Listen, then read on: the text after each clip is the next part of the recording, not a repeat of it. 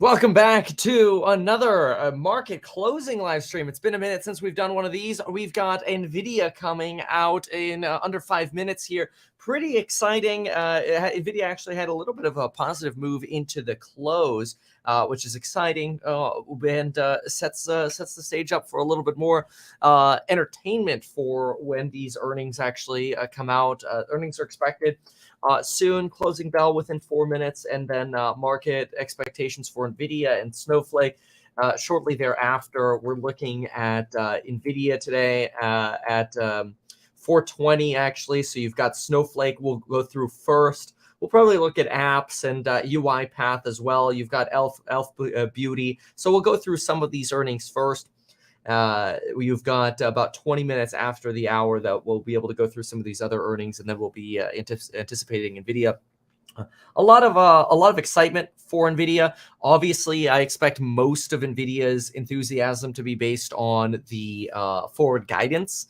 I'm a big fan of Nvidia. I will say personally, I hate playing earnings, but I am short term bearish at going into this earnings cycle here, long-term bullish on it. So I'm a big fan of long-term exposure to it. Personally, I kind of hope it falls just so we can buy some more of it because I love it that much. So I know that's always sort of like a weird position to be in because like you're a fan of the company, but you're kind of like, I wanted a better price. It's a little rich right now. You're trading at somewhere around a 2.7 PEG ratio. That's a lot. I mean, you're trading at almost 60 to 70% higher on a valuation basis than where I'd like to be. I'd rather see this somewhere around $200, $225. It's probably not going to go in that direction, but we'll see. I mean, I think there's unfortunately though a lot of this hype and enthusiasm around that.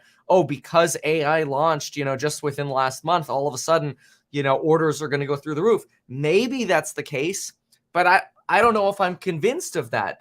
So we'll see. I mean, this is the first quarter post the release of like Bard and OpenAI. So, and we know they've been used like crazy.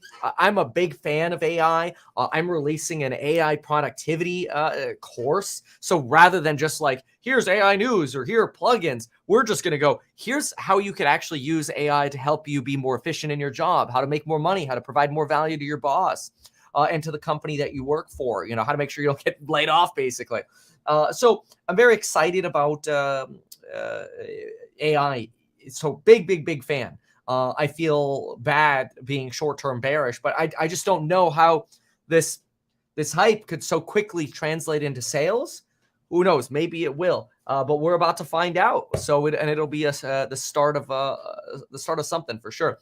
So you can see Nvidia here actually ran up to about 305. Look at this crazy run right here in just the last hour of the trading day. Really unexpected, especially since the stock basically did nothing all day going into earnings. And then all of a sudden you just get this roller coaster laddering up.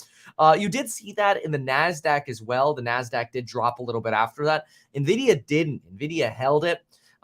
Tesla was down substantially more earlier today, down as much as nearly 4% at one point. Looks like it's going to end the day right around a 160 to the downside. A lot of debt ceiling woes right now. Bed Bath & Beyond up 7, down 34%. Ocugen Express down 17%. Abercrombie's doing well. Let's go ahead and get the bell. All-time higher. Questions like that. We shall see. There's the bell. As we count it down to Nvidia coming up in just a few minutes in overtime. And for that, I'll send it to Morgan and John.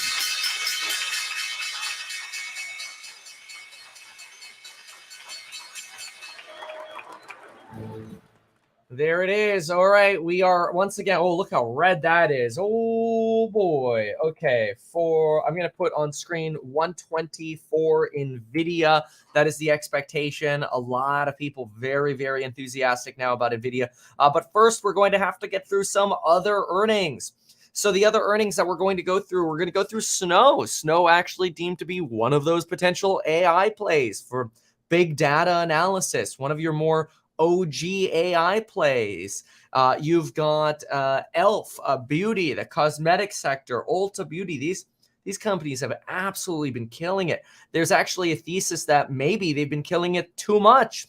that potentially these were staples that people ran into, and people are going to walk out of these once the realization comes that maybe people would prefer to invest in technologies or other stocks as opposed to simply beauty products. We'll see. The beauty segment has been doing extremely well. And so far, there's been no sign of stopping it. Apps is also another software play. We'll have this up. UiPath, there's another AI play for you as well. So a lot of AI related topics today. You've got American Eagle reporting. We did have Abercrombie this morning that killed it. So we'll see what American Eagle does. That's ticker AEO. Red Robin Gourmet Burgers. That'll be somewhat interesting from maybe an inflation and consumer point of view, since a lot of Red Robins seem to be at or in or like close to malls. And I always find that very interesting. Retail sales in April obviously were up. So there's a lot of enthusiasm about the consumer continuing to spend money. People are asking, hey man, Kevin, like when's the consumer going to stop spending money so we can finally get this recession over with? And the answer seems to be no. As in we have A, no idea, and B, consumer savings are growing up and people are spending more money. Now, Apps Digital Turbine is implied to be moving about 14.6% after earnings. Elf Beauty is expecting to move 10.1% after earnings. Snowflake is expecting to move 8.4% after earnings. American Eagle 10.8% after earnings. UiPath 10% after earnings. So a lot of expectations here. Nvidia actually is expected to move the least, only about 4% after earnings. So you're looking at somewhere around, let's see here, the exact estimate. I'll pull that up. So the historic movement for Nvidia after earnings comes in at 5.72%. We're looking at 4.7 on the implied now. And remember, when it comes to Nvidia, you're looking for an EPS adjusted of 92 cents, GAAP 61 cents, revenue 6.52 billion. So we'll see what happens to Nvidia. Nvidia is, something that in the fund that I manage. So it's a position in there. I'd like to increase my position to it, but it's very difficult to increase at this valuation. So yeah. Anywho, so Snowflake, Elf, Digital Turbine, UiPath, American Eagle, Red Robin, Nvidia. Those will be the ones we go through, and then we are about 16 minutes away now from Nvidia. So we'll see what happens. Somebody here in the chat says, just went all in on Nvidia. Yikes. Hey, well, even though I think you're being facetious, I wish you the best. Big fan of everybody winning. And hey, look, if Nvidia does well, it's great for the fund. If it doesn't do well, then it'll give us an opportunity to add to it later. And increase our allocation to it. So we'll see what happens. Excited. We're about 30 seconds away from our first earnings releases. So we'll see what happens here. Do keep in mind at 2 p.m. we'll get the Nvidia earnings call, and at 3 p.m. we'll have the Elon Musk and Ron DeSantis live stream on the presidential announcement for Ron DeSantis, Ronnie D. Well, the price to earnings ratio is high. It's like 68 on a forward basis. You don't want to look backwards because everybody was in a hole last year. But yeah, I mean, it's still high even looking forward. So yes, Nvidia is it's quite rich right now. And again, I don't know if that's really actually translated yet into real earnings. I mean, I highly doubt it. But all it's going to take is really positive guidance. I mean, Jensen, if you're listening right now and you come out and tell us, hey, man, we're raising our full year guidance 20%, this thing's going to moon. All right, Digital Turbine out. Fourth quarter adjusted EBITDA misses. Adjusted EBITDA comes in at 23.1 mil. The expectation was 28.3. Womp, womp, womp, womp. Elf Beauty. Oh, my God. Massive beat. This is really good. 187.4 versus the estimate of $156.2 million. Very large beat right there. That's almost a 20% beat. Adjusted EPS coming in at 42 cents versus 19 cents. An absolutely incredible beat right there. Very good. Very good beat on Elf. Snowflake beats product rev 590.1, estimate 571.9. That's from product rev. Revenue in total coming in at 623.6. The estimate was 609. That's a double beat on rev. Second quarter product revenue forecast downgraded on the product forecast. Q2 product rev expected to be 622.5 at the midpoint. Expectation was 646.3. That's a decline. Operating margin coming in adjusted for the second quarter expected to be only 2%. That's interesting. The fiscal year operating margin to be 5%. They saw 6%. Snowflake now plunging in the after hours. Product rev. This forecast for Q2 looks like it's going to be a little bumpy. Q1 beat, but the forecast for Q2 not that great. Snowflake now down 12.5 to 13% here. Elf should be doing well. Elf should skyrocket. It's only up 5%. I'm surprised. The implied was about a 12 or a 10% movement. Snowflake is taking that 10% to heart, dropping a full 12.5% right here. Still waiting for Nvidia, though Nvidia probably dropping or softening a little bit after Snowflake here. And then let's see what we got for UiPath. UiPath actually up 4%. So it looks like you had some low expectations for UiPath. Let's go continue looking here.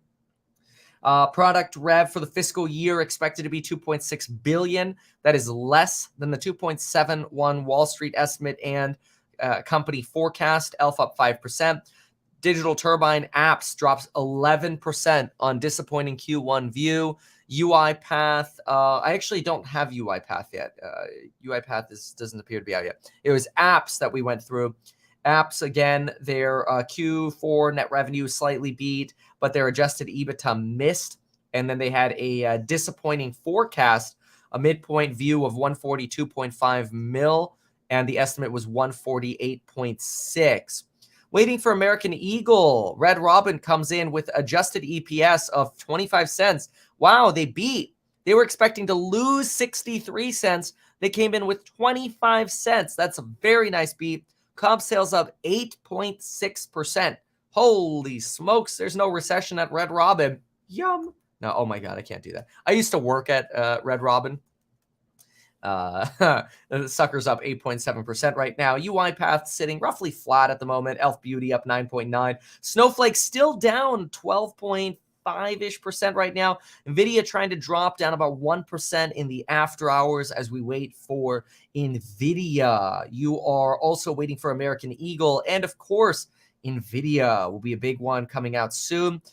Remember, also, another thing happening soon, June 1st, the release of the AI segments of the Making More Money course. It's actually an extremely affordable course to get into. You get lifetime access to fundamental analysis as well every day. A lot of people just 2x play them back after we do the live streams. We've got thousands of people watching my fundamental analysis every single day. Thousands of people watching the fundamental analysis. And I think they come back every day because they love it. I think they think it's good. And that's my goal, is to provide a lot of extra value there. So hopefully we see you there.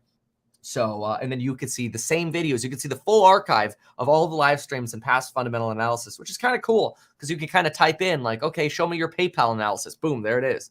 So take a look at that. You get that those live streams and live stream access as well, even in the Making Money course with the AI lectures. Okay, so Snowflake, let's see here. We've got Snowflake sees the fiscal forward year up 34% in terms of revenue from last year. However, again, that wasn't as good as the market wanted to see. The ELF forecast actually beats. ELF forecast coming in at a midpoint. Oh my God. ELF Beauty forecast, gee Lord, is 712 million. The estimate was 637 million. That is that's somewhere around a 13% beat on net sales. That's really impressive. So these beauty companies, it's just nuts. Red Robin sees 75 mil of adjusted EBITDA for the year, finally going profitable again. Ooh, forecast comp sales only 2 to 4%. That shows you that slowing inflation that we're starting to see at some of the companies. Elf Beauty now up only about 8.5%. Snowflake dropping more, down 13%. Nvidia down about 0.5% as we wait for Nvidia. Red Robin up 14% on that guide of full year profitability. That's actually really bullish for Cheesecake. Both Cheesecake and Red Robin have become non-profits, dare I say, because they've been losing money. The next presentation for, oh no, Cheesecake already reported. They already reported May 10th. Never mind them. So, but that's overall bullish for the restaurant industry. Wow, that's a big shift there. UiPath sees annualized recurring revenue of 1.3 bill. That's fantastic. Q2 revenue coming in slightly below expectations. Fine. And let's take a brief look and just look at, gosh, that Elf Beauty beat is great. Let's go to Digital Turbine apps. All right, so let's take a brief look at this while we wait for Nvidia here. We've got mobile growth and awareness, interface, support, services, brands that use them like Lego, apps that use them like Spotify, Uber, Angry Birds. You can see this I'm just going through their website right now. Nothing special here. Let's see here. So this is, you'd probably have to be a little bit more of an engineer to understand this a little bit better. Let me see here. You know what you could do? You know an easy way to understand this company without being an engineer? Watch, I'll show you how to do this. Okay, ready for this? So you're going to go over here to the annual reports for SEC filings. And this is where they have to explain their company for idiots like me. All right, so we're going to scroll over to what the business is. Scroll. Did I already go past it? Yeah, I already did. Oh, wow. Okay, here we go. Business. Digital Turbine, through its subsidiaries, is a leading independent mobile growth platform that levels up the landscape for advertisers, publishers, carriers, device, original equipment manufacturers, OEMs, and companies offering end-to-end solutions leveraging proprietary technology. Good Lord, I thought this would be like easier. So something for user, basically apps. Okay, they're going to help your apps get more engagement, function better, and coordinate better with advertisers. Okay, interesting. They've acquired companies like AdColony, end-to-end solutions for mobile branding, advertising, monetization. And then they go through some of the different brands right here. Fascinating.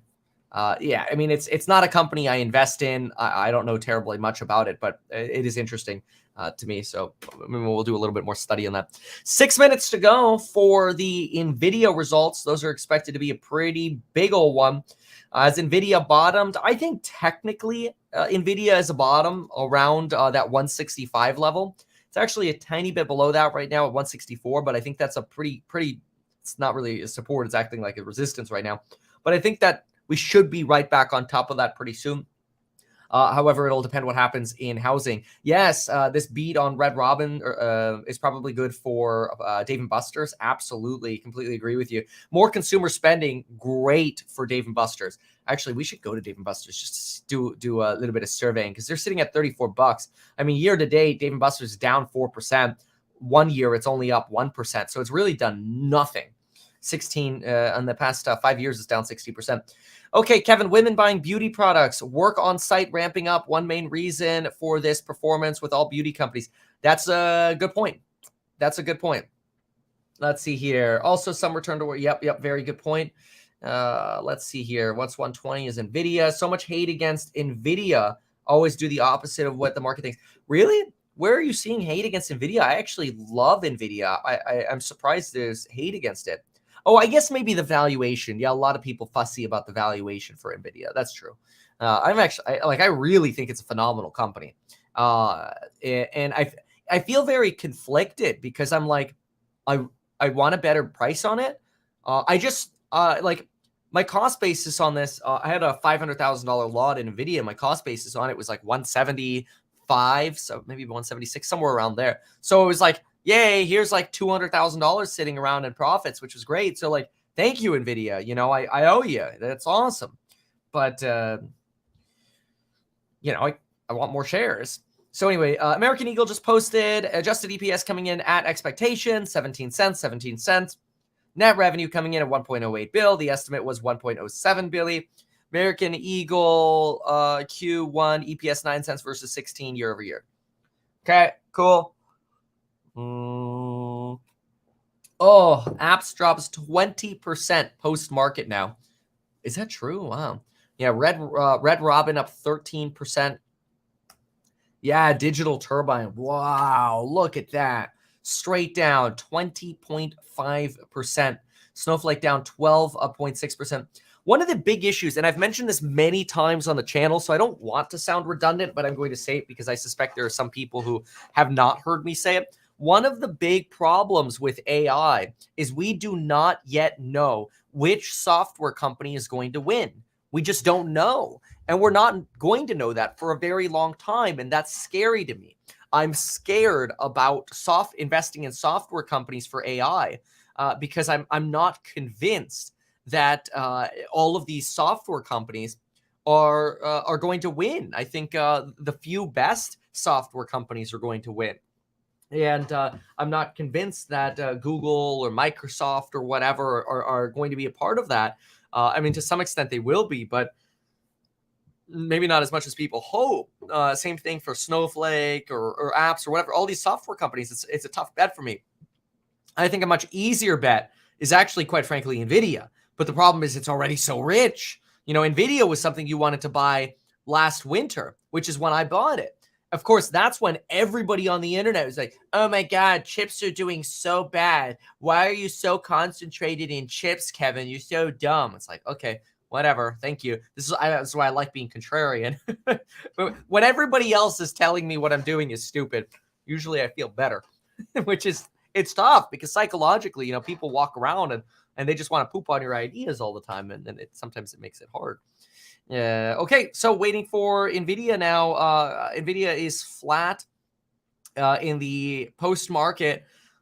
We've got it up. We are ready. It's coming. It's gonna be pretty exciting. That's one thing that, as Elon Musk says, is guaranteed is excitement. Do keep in mind something that could hurt Nvidia in the short term as well as China. You know, they just gave you a warning in the Financial Times about Nvidia. I didn't even put the pieces of the puzzle together. Jensen just came out and complained in the Financial Times about China, and that if we have too many restrictions on China, we're going to end up hurting Nvidia sales, and they're going to end up sitting on too much revenue, or too much product.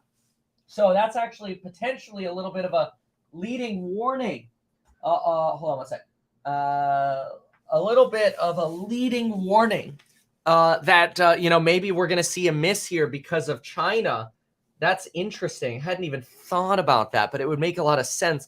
The timing of that article release, unless they just come out with this fantastic and great report, and then it doesn't really matter. But wow. Okay. Well, we shall see. We shall see. Report now about 1 minute away. Very exciting. 1 minute to go for Nvidia. All right, let me see if I can pull this up, by the way. So while we wait here, we have about 30 seconds to go before we should start seeing some of these numbers. And in the meantime, I have, here we go, this button. If I press this button, sure. Yeah, let's go. I got it. Got the iPhone up on screen here. See, chip wars with China risk enormous damage to U.S. tech, says the CEO of Nvidia. CEO of Nvidia here talking about, speaking to the Financial Times, Jensen Huang said U.S. export controls introduced by the Biden administration to slow Chinese semiconductor manufacturing had left Nvidia with our hands tied behind our backs. This was just posted today. Just today. That's crazy. So, I don't know. It's going to be interesting. Going to be interesting for sure. Here we go. Okay, here it comes. Okay. Oh, revenue beat. 7.19 bill. That's a beat. EPS, adjusted EPS beats. Margin beats. Everything beat. Wow. Okay, here we go. Data center revenue comes in at 4.28 billion. The estimate was 3.91 billion. Gaming revenue, even gaming revenue beat. Oh my gosh, that's insane. Gaming beat. 2.24 billion. Congratulations to the Nvidia shareholders. Oh, wow. Okay, so, oh my God, the explosion in forecast. Holy crap, it's so good. Oh my God. The second quarter, that's where the money's coming from. Listen to this. The estimate for Q2 was 7.18 billion. Second quarter revenue expected to be $11 billion. Holy crap, dude. This sucker is get a moon. This is absolutely insane. It's up 6% right now, 325. They're saying they're, quote, significantly increasing supply for data centers. Let's see here. Gross margin beat 66.8%. There's nothing not to like here. This is a fantastic report. Investor relations, Nvidia. Let's grab it here. This is a really good report. Wow, this just blows it out of the water, which is so crazy with the timing of their Financial Times crap. Okay, let's get their press release coming up right now. Stand by, going through some of the other numbers here. This is a really good one. So, let's see here. Jump this over. There we go. Okay, grabbing some of the other data here. Nvidia up now 9% after that Q2 revenue. That Q2 revenue increase is insane. Holy crap, Nvidia. That is insane. So the growth numbers for Nvidia are going to get turned upside down. In other words, like they're probably way too low. Wow, that's an explosion. So you've got adjusted EPS again coming in at 1.09 cents. The estimate was for 92 cents. That Outlook sales coming in at 7.19, beating the 6.52 estimate. Nvidia now up 12%. Holy crapple-rappers. That is one hell of a move. Good job, Nvidia. This is why playing earnings sucks, because you just never know. So investor relations piece. I want the press release. Come on. Where is it? To iPad. Come on over. All right. Q1. There we go. Data center revenue. That's their popular H1 chip. That's what everybody wants. It's a Tensor. What do they call it? Tensor unit, processing unit, something like that. Tensor GPU.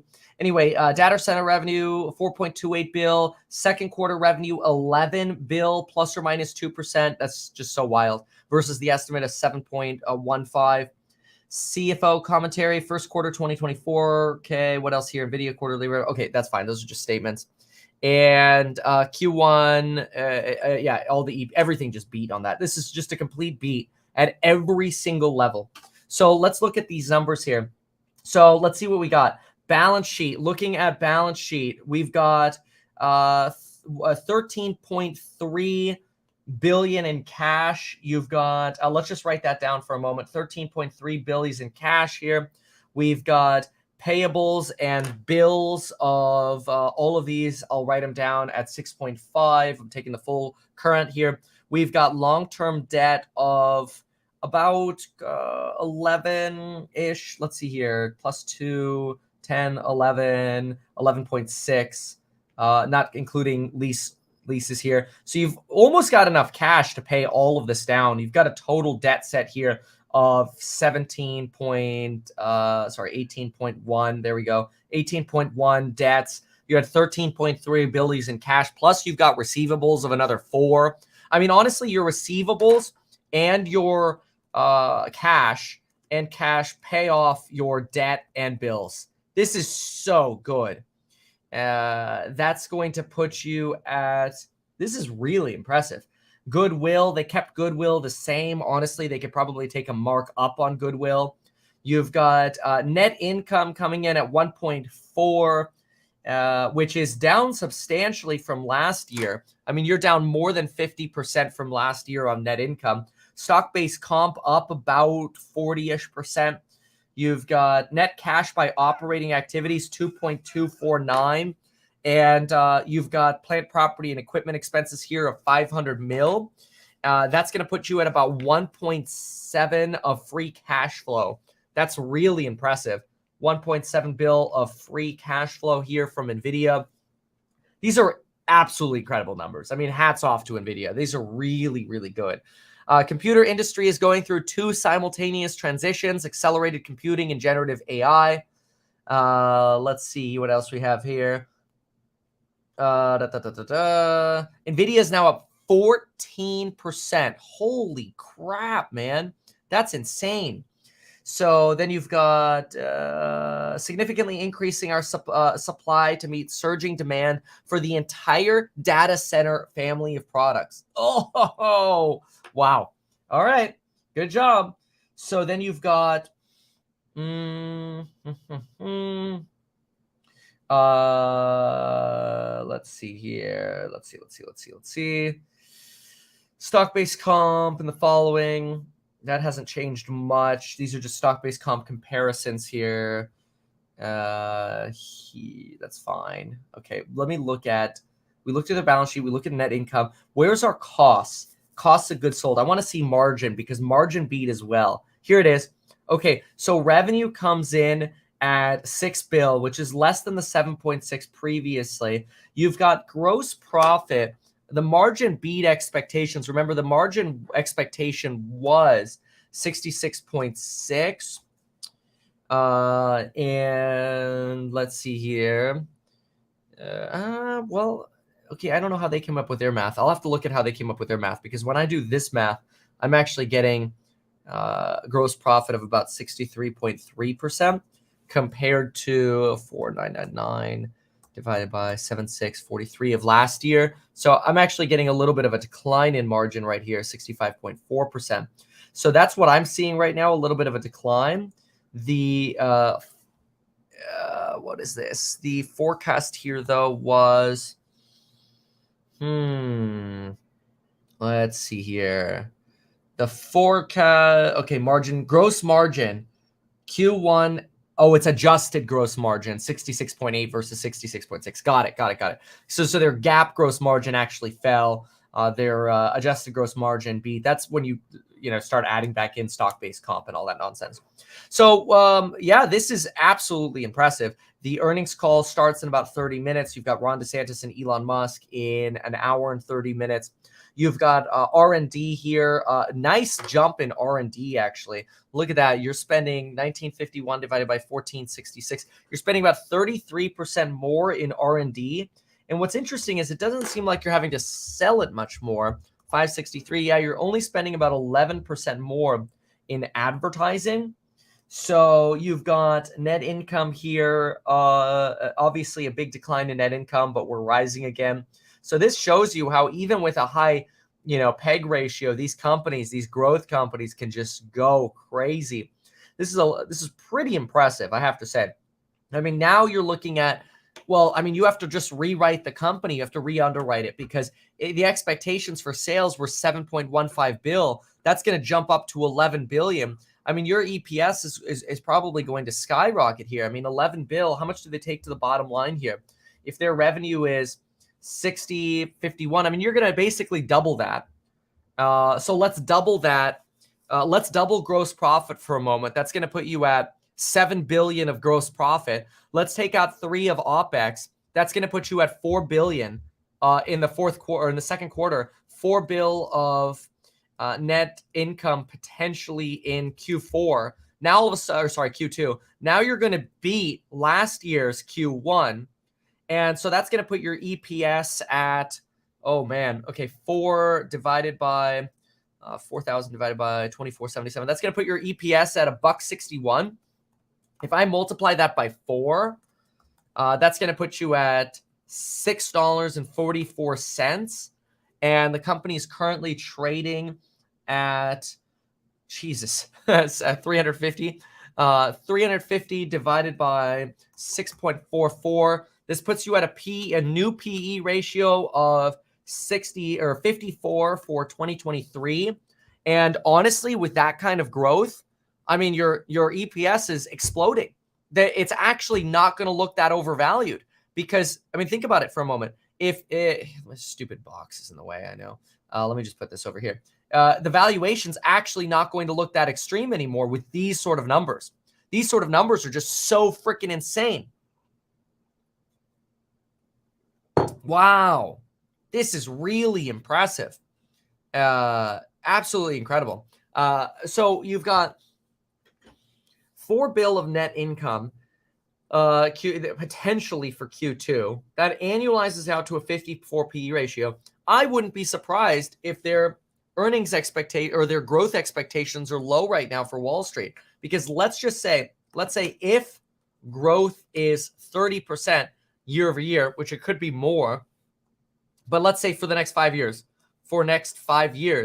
the actual PEG ratio here is going to be 54 divided by 30 is actually going to be 1.8. So your PEG's going to be a lot lower. That's because of the new information of massive growth already getting priced in. That's really impressive. Really, really impressive. So this sort of reiterates, I think, why chips are going to be more desirable than software. But boy, I don't think anybody was expecting that kind of beat. That's really impressive. So let me see what else Wall Street is saying. That's very, very good. So otherwise, we're looking at, and volatility, and that's such a kicker. Volatility was so low this morning on Nvidia, that would have been the time to buy calls. We were talking about that in the course member live this morning. We're like, you can't sell calls because the volatility is way too low. Like low volatility is perfect for YOLO calls. And it's crazy to think that Nvidia had low volatility, but it did. It was very, very low. This is going to skyrocket its volatility. Really impressive. So, I can't say more about it. Let's look at the beginning of their press release. AMD now jumping off too. Yeah, nice. That I believe. Okay, so let's see what else we have here. Nvidia announces fourth quarter results. Okay, quarterly revenues down 21%, but that's not the showstopper. Showstopper is what's about to happen. So fiscal 2023 revenue, blah, blah, blah. Here we go. AI is at an inflection point, setting up for a broad adoption, reaching into every industry. For startups to major enterprises, we are seeing accelerated interest in versatility and capabilities of generative AI. We are helping customers take advantage of the breakthroughs in generative AI and language models. Our new AI supercomputer with the H100 AI chips and its transformer engine and quantum 2 network fabric is in full production. Gaming, no way. Look at this. Gaming is recovering from the post-pandemic downturn. Gamers embracing the new Ada infrastructure GPUs with AI neural rendering. NVIDIA is partnering with cloud service providers for AI as a service. This is why it's like chips instead of the software. But again, I mean, nobody was expecting these numbers. This is really incredible. Customers, hey, it's good for the chips in my fund. You know, we're pretty heavy on chips. Customers will be able to engage every layer of NVIDIA AI, the AI supercomputer, acceleration libraries, software, pre-trained generative models as a service. That's fantastic. Let's put a little line around this. Oops. Let's do that a little smaller. That's pretty cool. Okay, using their browser, they will be able to engage NVIDIA DGX AI supercomputers through the DGX Cloud, which is already offered on Oracle, Azure, Google Cloud, and others soon. AI model as a service layer, NVIDIA will offer NeMo and BioNeMo customizable AI models to enterprise customers who want to build proprietary AI models, generative AI models, and services for their businesses. Wow. 1.15 billion in share repurchases and cash dividends. They just made a lot of money on those repurchases. Let me actually see that. I want to see that on their cash flow statement because they are cash flow positive. We know that. Cash flow statement is right here. There it is. Yep, 1.2 billies. And did they even borrow? I don't think they needed to borrow anything. No, they didn't repay and they didn't borrow. Again, they didn't need to. Really impressive. So what else do we have here? Okay, this fourth quarter, this is data center and Outlook. Here's the Outlook. Let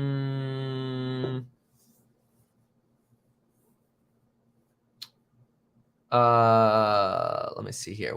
How is this different? Nvidia sees Q2 revenue as 11 billion. Why does that say 11 billion and this say, huh? Nvidia's outlook for the first quarter of fiscal 24. Okay. What is this then? Nvidia sees Q2.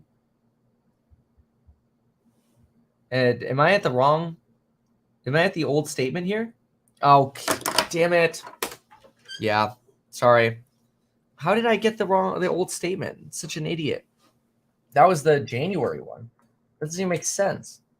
It's the. Oh, this doesn't make sense. Oh, and now Nvidia can't complete the request because too many people are trying to download it. Yeah, could not complete request. Okay, I'll just save this PDF. Let's see how the differences. Oh well, at least we went through both of them now. That's so annoying. But I will get to the bottom of this. Hold on. Come on. That's why the margin maybe didn't line up. That makes sense. Come on, Nvidia. Let me download it, you moron. There we go. Got it. Save. Save. There we go. Okay, stand by. Their earnings call starts in 23 minutes, by the way. Share. Airdrop.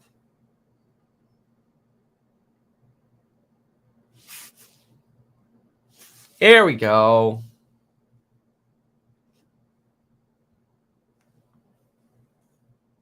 Okie dokie. So, let's see here.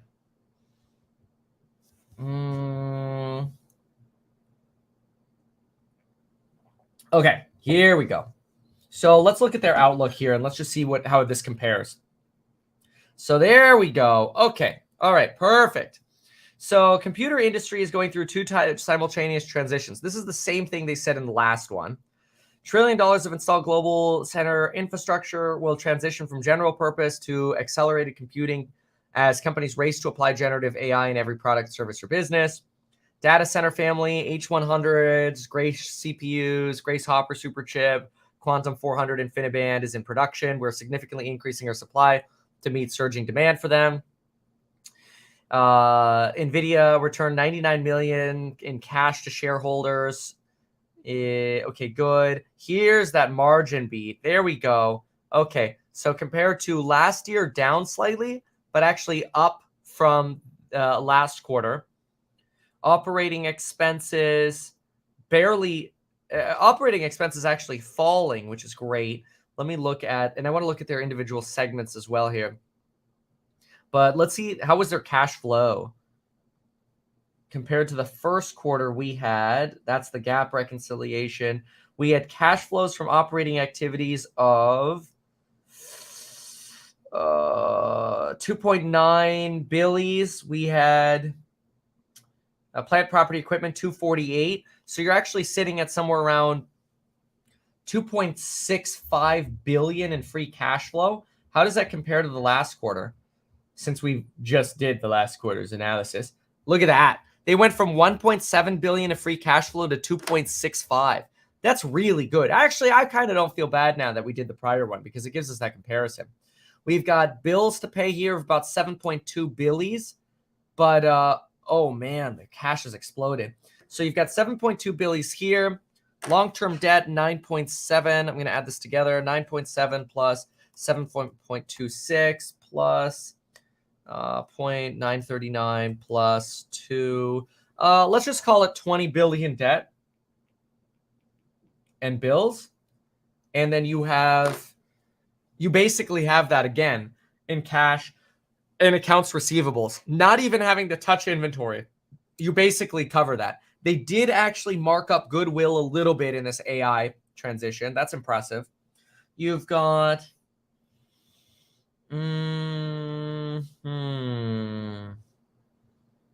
okay, let's look at the outlook here. Here's that outlook. This is the insane bump.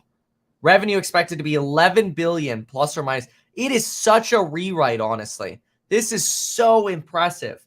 I mean, this is a really, really, really good rewrite right here. Wow, revenue expected to be 11 billion. It's just so good. Gross margins. Whoa, they're expecting margins to go up as well. Look at the forecast on margins. potentially up to 70%. Oh my Lord. You just can't ask for better reports. The comps are low. The industry is changing. This is awesome. First quarter revenue was a record $4.28 billion, up from 14% a year ago. Launched 4 interface platforms: Ada, Nvidia, Hopper, Grace Hopper processors, fine. Google Cloud is the first cloud provider offering the new Nvidia L4 Tensor Core GPU. Great, good money for Nvidia. Here's the H100 Tensor Core GPU, and the companies using them. This is what we talked about in the Nvidia report this morning. Amazon Web Services, Google Cloud, Azure, Oracle. They just partnered with ServiceNow. Collaboration with Dell, Medtronic. I mean, this is insane. This is, yeah, wow. Okay, gaming revenue down 38% from a year ago, but up 22% from the prior quarter for gaming. GeForce RTX 4060 GPUs bringing advancements of the Ada Lovelace architecture starting at $299. What else do we have here? Okay, so the fact that gaming is rising again is great. That's real. That was unexpected too. First quarter I mean, all of this was unexpected. That's why it's rising this much. So first quarter revenue, $295 million, down from 53% for professional visualization. This is like your Omniverse. Impressive. Oh, wow. Look at automotive. First quarter automotive revenue up 114% from the prior quarter. Think about what you have at NVIDIA. You literally have this amazingness of chips, which is where you're going to win in AI. You have automotive, and you have gaming, which is in like a hole. And so it's going to climb out of that hole. It's really incredible. Okay, so BYD will use the Orin platform for their self-driving features, basically their ADAS platform. And we are now 18 minutes away from the earnings call. Here are the earnings. You can see down, what was that, like 13% or so? 7192 divided by 8288, down about, 13%. Cost of revenue, we saw the margins already. R&D moved up slightly, barely a movement on SG&A. 83 cents of EPS here. So actually, I could redo the math because we have 83. We could plug this into here. If I go with 11 bill, let's do it together, okay? We go 11 billies here. Let's take margin of 68%, which could be up to 70%. That's going to bring your gross profit to 7.48. Then you're going to take out your operating, which your operating fell year over year. So let's just call it 3, okay? And that should be plenty generous. That's going to actually put you at an income from operations of 4.48. 4.48. This is the biggest rewrite I think I've ever seen on a company. This is insane. And it's just so good. 4.48. 4.48 net income to 4.48.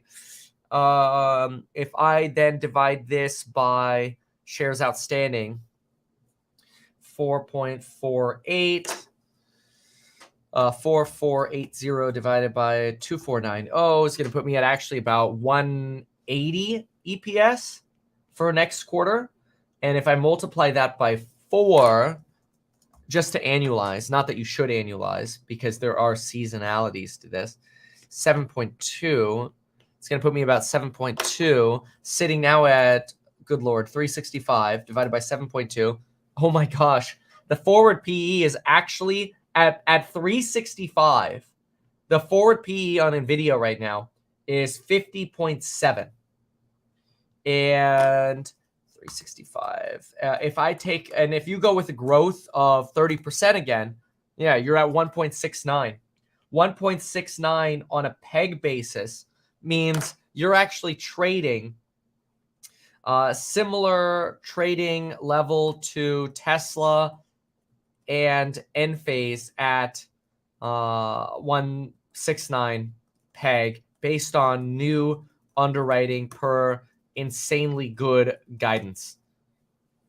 Well, there you have it. There you have it. That is incredible. Well, I'm glad this is we have exposure to this in my fund, because this is going to move all of the chip stocks.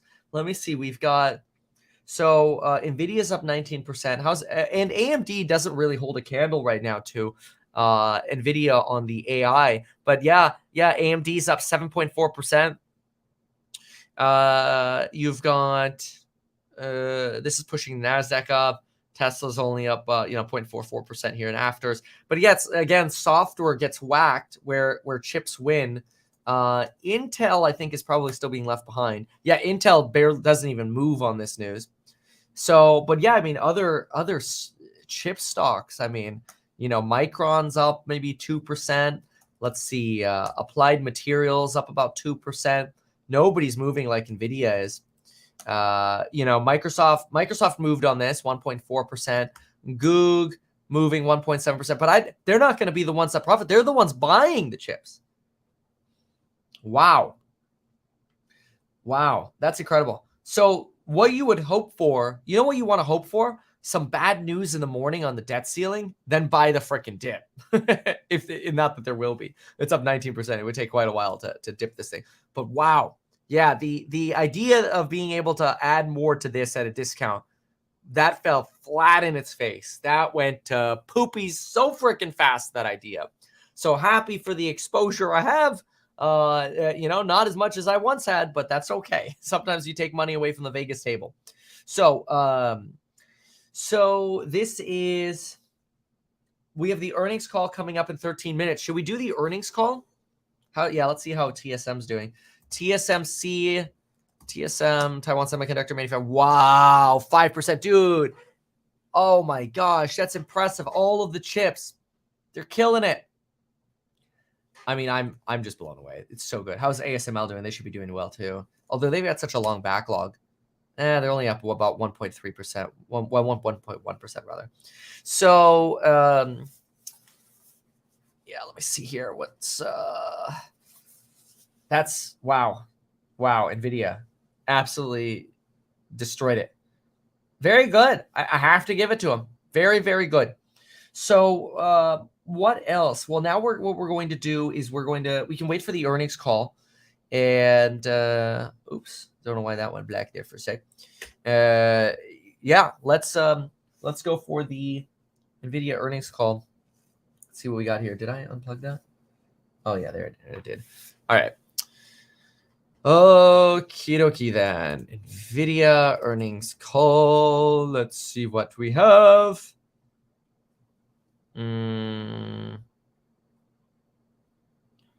Yeah, nobody was expecting that movement either. The market was anticipating a 4.7% movement in the stock. You literally got 19%. Womp womp.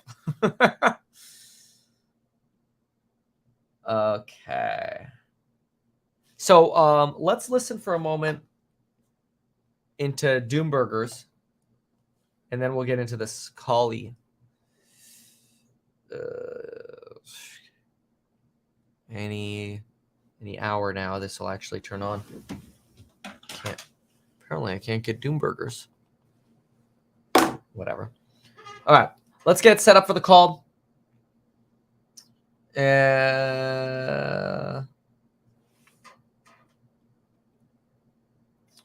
Yeah, this is it's a reason absolutely to be envious of, I mean, somebody wrote earlier, I went all in on Nvidia. I don't know if they were serious, but they're happy right now. Congratulations. Go have a beer. Okay, so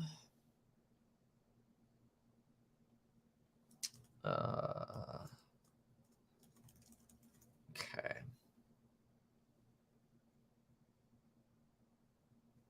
Can I get this in here? Let's see here. Oh, yeah. Okay, cool. 10 minutes, 9 minutes-ish for the earnings call. Waiting for this to come up over here. Apparently my Doomburger disappeared. I will fix that. And CNBC is on commercial. Fine then. Ha ha ha ha. So in the meantime, what commentary do you have? Sitting here waiting for Tesla to one day zoom like that? Oh yeah, good old Tesla. Don't worry, that'll never happen. Oh, I mean, ever. But the thing is, good companies, they all get their turn, right? You have to think about it that way, that they all get their turn. Great companies that grow and innovate with the times, they all get their turn, and whether it happens slowly or suddenly and all at once like this is, nobody can predict. So, all right. Let's see here. 8 minutes to the call. Let's see what we got here in the meantime. Listening in. Delivering the American and Saudi astronauts of startup Axiom's second all-private crew to the International Space Station for in total 8-day mission. And bankrupt Virgin Orbit shutting down this week as its assets and tech are sold to companies including Rocket Lab. Joining us now is NASA Administrator Bill Nelson. Administrator Nelson, great to have you on the show. I do want to start with the future of human spaceflight. Between the $3.4 billion contract. Does it have anything to do with Nvidia? Because if it doesn't have anything to do with Nvidia, I don't really care. I want more moon. So yeah. It's more people to space in a more meaningful way. Well, we're going back to the moon in a different way this time. It's not just the U.S. government. We're going. Okay, he said we're going back to the moon. That's all I needed to hear. So again, the Nvidia earnings call, 7.5 minutes to go. And we are going to listen to the call together. It's been a minute since we've actually done an earnings call together. So I'm excited about that. We will get that call going here. I've already got it up. So we'll go through all of this. We've gone through both of the statements for Nvidia in just the last 40 minutes here, 30 minutes. We've gone through both the Q4 report, their Q1 report. I'm sitting in the waiting room right now waiting for the new Nvidia report or earnings call. So we'll go ahead and listen and analyze that together. I can't imagine it will be anything but bullish, but we will see. So this is what we will stand by for. That's right. All I needed to hear. He said he literally said, the NASA guy, okay? The NASA guy literally said, we are going back to the moon. And then he even said, in a different way this time. He's obviously talking about Nvidia.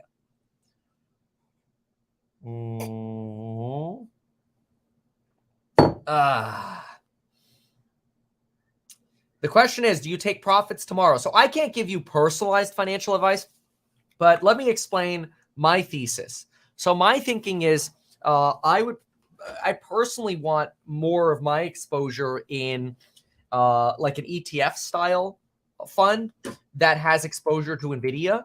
And the reason for that is I really want to let that thing ride for a long term inside the ETF wrapper. So that way, if it really goes euphoric or whatever, you could potentially have an ETF manager trade it without potentially capital gains. That's because an ETF manager can trade a stock without gains. So I try to get as much of my long-term investments into a longer hold ETFs because of those massive tax benefits, which I really enjoy. I hate taxes. I paid a lot of money in taxes. A huge amount of taxes. So I'm a big fan of that. So like I would not run from Nvidia by any means. The only thing that I would do personally is I would move allocation from potentially Nvidia individually and put it into something that has high exposure to Nvidia, an ETF or something. Then what's the Nasdaq's exposure? Let's see here. QQQ top holdings.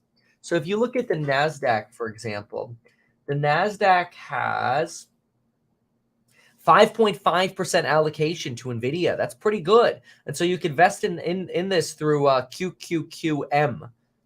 QQQM will give you some good exposure to the Nasdaq without at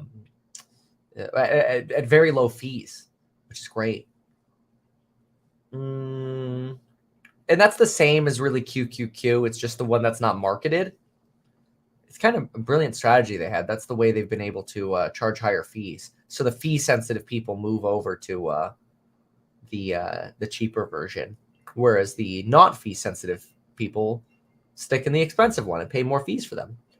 It's honestly brilliant. Okay. Waiting. 4 more minutes to go. 4 minutes to the call. Yeah. All right. How much did I pay in taxes in 20 last year? I think my tax bill for 2021 was like $11 million. It was insane. That was a crazy time. Okay, cool. So that's done. All right. We are waiting now for the Nvidia earnings call. All right.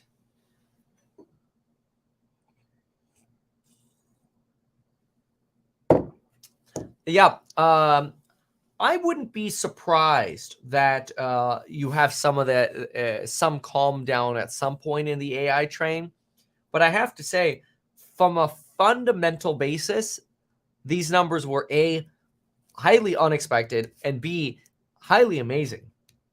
Really, really good.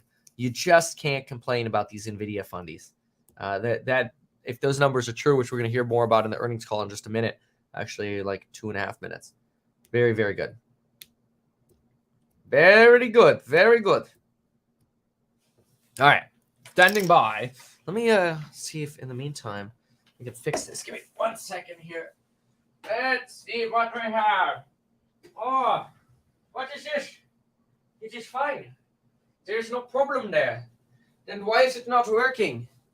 I don't know why it is not working. I don't know, but it's okay. If I had a Dell, everything would be working. There we go. Oh, okay, they're a commercial. I was trying to get the Doom Burgers up. Got them.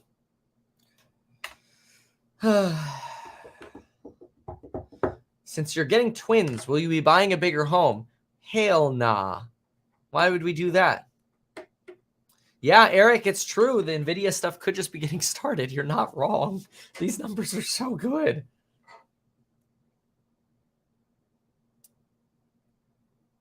Oh,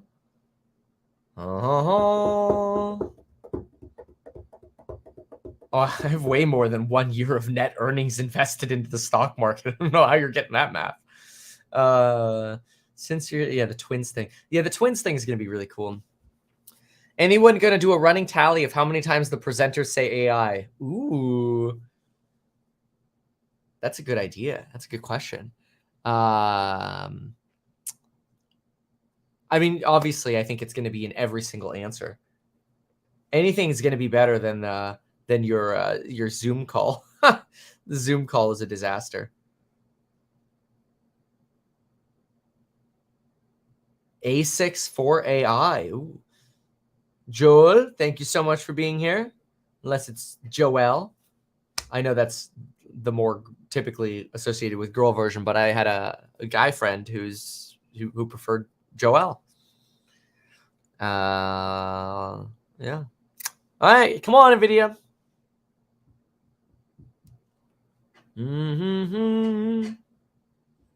Ooh, yeah, drinking game every time someone says AI. You know, you'd have to do like shots of like Bud Light, like 2% alcohol to not die. That'd be crazy.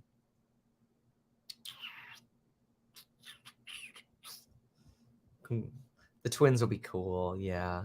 Tesla bottom 3 months after Nvidia, so Tesla will be all-time high in 3 months. Maybe. Yeah, Max already recovered. Where's that guy? Let me see if okay, we're waiting for this Nvidia call to start. Any minute now. Nope, still on music. Palantir moving up on this as well. That doesn't surprise me. It just shows how real AI is. So if Nvidia is doing well, it means everybody else is ordering. It's going to be a bigger capex for your what's it called? Your Googles and your Microsofts and that.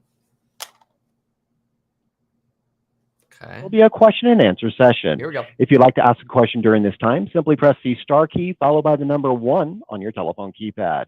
If you'd like to withdraw your question, press star 1 once again. Thank you. So Mona Jankowski, you may begin your conference. Thank you. Good afternoon, everyone, and welcome to NVIDIA's conference call for the first quarter of fiscal 2024. With me today from NVIDIA are Jensen Huang, President and Chief Executive Officer, and Colette Kress, Executive Vice President and Chief Financial Officer. I'd like to remind you that our call is being webcast live on NVIDIA's Investor Relations website. The webcast will be available for replay until the conference call to discuss our financial results for the second quarter of fiscal 2024.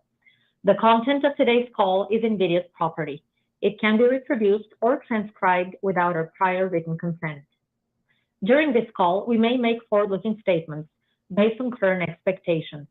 These are subject to a number of significant risks and uncertainties, and our actual results may differ materially.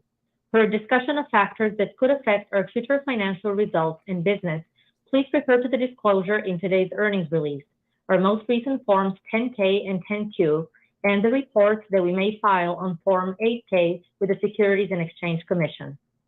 All our statements are made as of today, May 24th, 2023, based on information currently available to us. Except as required by law, we assume no obligation to update any such statements. During this call, we will discuss non-GAAP financial measures. You can find a reconciliation of these non-GAAP financial measures to GAAP financial measures in our CFO commentary, which is posted on our website. And with that, let me turn the call over to Colette. Thanks, Simona. Q1 revenue was $7.19 billion, up 19% sequentially and down 13% year on year.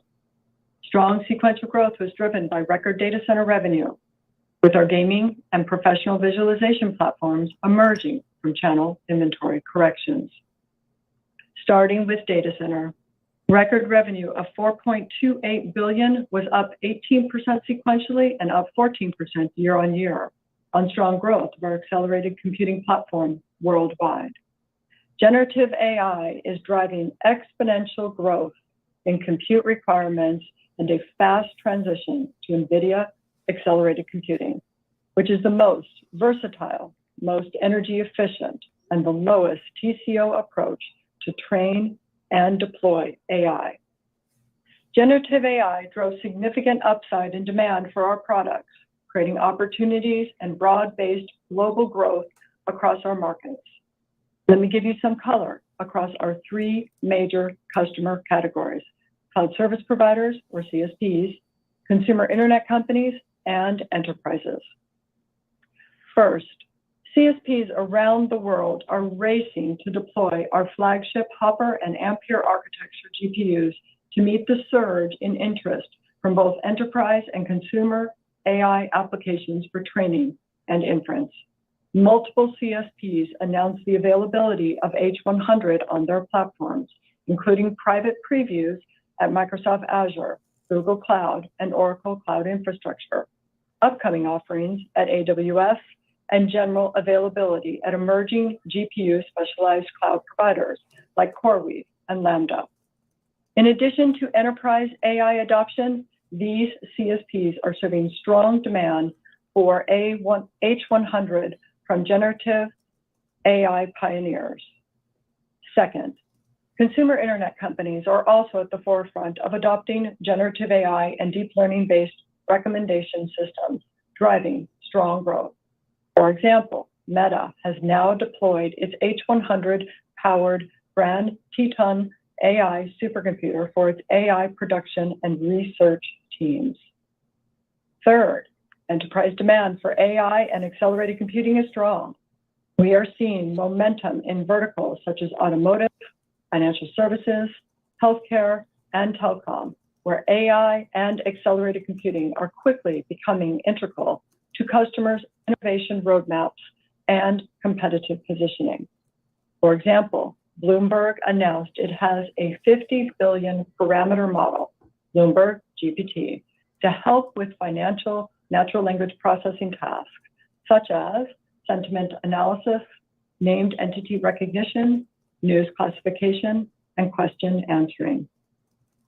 Auto insurance company CCC Intelligent Solutions is using AI for estimating repairs. And AT&T is working with us on AI to improve fleet dispatches so their field technicians can better serve customers. Among other enterprise customers using NVIDIA AI are Deloitte for logistics and customer service, and Amgen for drug discovery and protein engineering. This quarter, we started shipping DGX H100, our Hopper generation AI system, which customers can deploy on-prem. And with the launch of DGX Cloud through our partnership with Microsoft Azure, Google Cloud, and Oracle Cloud Infrastructure, we deliver the promise of NVIDIA DGX to customers from the cloud. Whether the customers deploy DGX on-prem or via DGX Cloud, they get access to NVIDIA AI software, including NVIDIA Base Command, end-to-end AI frameworks, and pre-trained models. We provide them with a blueprint for building and operating AI, spanning our expertise across systems, algorithms, data processing, and training methods. We also announced NVIDIA AI Foundations, which are model foundry services available on DGX Cloud that enable businesses to build, refine, and operate custom large language models and generative AI models trained with their own proprietary data, created for unique domain-specific tasks. They include NVIDIA NeMo for large language models, NVIDIA Picasso for images, video, and 3D, and NVIDIA BioNeMo for life sciences. Each service has 6 elements: pre-trained models, frameworks for data processing and curation, proprietary knowledge-based vector databases, systems for fine-tuning, aligning, and guardrailing, optimized inference engines, and support from NVIDIA experts to help enterprises fine-tune models for their custom use cases. ServiceNow, a leading enterprise services platform, is an early adopter of DGX Cloud and NeMo. They're developing custom large language models trained on data specifically for the ServiceNow platform. Our collaboration will let ServiceNow create new enterprise-grade generative AI offerings for the thousands of enterprises worldwide running on the ServiceNow platform, including for IT departments, customer service teams, employees, and developers. Generative AI is also driving a step function increase in inference workloads. Because of their size and complexities, these workloads require acceleration. The latest MLPerf industry benchmark, released in April, showed NVIDIA's inference platforms deliver performance that is orders of magnitude ahead of the industry, with unmatched versatility across diverse workloads. To help customers deploy generative AI applications at scale, at GTC, we announced 4 major new inference platforms that leverage the NVIDIA AI software stack. These include L4 Tensor Core GPU for AI video, L40 for Omniverse and graphics rendering, H100 NVL for large language models, and the Grace Hopper Superchip for LLMs, and also recommendation systems and vector databases. Google Cloud is the first CSP to adopt our L4 inference platform with the launch of its G2 virtual machines for generative AI inference and other workloads, such as Google Cloud Dataproc, Google AlphaFold, and Google Cloud's Immersive Stream, which render 3D and AR experiences. In addition, Google is integrating our Triton inference server with Google Kubernetes Engine and its cloud-based Vertex AI platform. In networking, we saw strong demand at both CSPs and enterprise customers for generative AI and accelerated computing. which require high-performance networking, like NVIDIA's Mellanox networking platforms. Demand relating to general-purpose CPU infrastructure remains soft. As generative AI applications grow in size and complexity, high-performance networks become essential for delivering accelerated computing at data center scale to meet the enormous demands of both training and inferencing. Our 400 gig Quantum 2 InfiniBand platform is the gold standard for AI dedicated infrastructure, with broad adoption across major cloud and consumer internet platforms, such as Microsoft Azure. With a combination of in-network computing technology and the industry's only end-to-end data center scale optimized software stack, customers routinely enjoy a 20% increase in throughput for their sizable infrastructure investment. For multi-tenant cloud transitioning to support generative AI, our high-speed Ethernet platform with BlueField-3 DPUs and Spectrum-4 Ethernet switching offers the highest available Ethernet network performance. BlueField-3 is in production and has been adopted by multiple hyperscale and CSP customers, including Microsoft Azure, Oracle Cloud, CoreWeave, Baidu, and others. We look forward to sharing more about our 400 gig Spectrum-4 accelerated AI networking platform next week at the Computex conference in Taiwan. Lastly, our Grace data center CPU is sampling with customers. At this week's International Supercomputing Conference in Germany, the University of Bristol announced a new supercomputer based on the Nvidia Grace CPU superchip, which is 6x more energy efficient than the previous supercomputer. This adds to the growing momentum for Grace with both CPU-only and CPU-GPU opportunities across AI and cloud and supercomputing applications. The coming wave of BlueField-3, Grace, and Grace Hopper superchips will enable a new generation of super energy efficient accelerated data centers. Now, let's move to gaming. Gaming revenue of $2.24 billion was up 22% sequentially and down 38% year on year. Strong sequential growth was driven by sales of the 40 series GeForce RTX GPUs for both notebooks and desktops. Overall, end demand was solid and consistent with seasonality, demonstrating resilience against a challenging consumer spending backdrop. The GeForce RTX 40 series GPU laptops are off to a great start, featuring 4 NVIDIA inventions: RTX path tracing, DLSS 3 AI rendering, Reflex ultra-low latency rendering, and Max-Q energy-efficient technologies. They deliver tremendous gains in industrial design, performance, and battery life for gamers and creators. And like our desktop offerings, 40 series laptops support the NVIDIA Studio platform of software technologies, including acceleration for creative, data science, and AI workflows, and Omniverse, giving content creators unmatched tools and capabilities. In desktop, we ramped the RTX 4070, which joined the previously launched RTX 4090, 4080, and the 4070 Ti GPUs. The RTX 4070 is nearly 3x faster than the RTX 2070 and offers our large installed base a spectacular upgrade.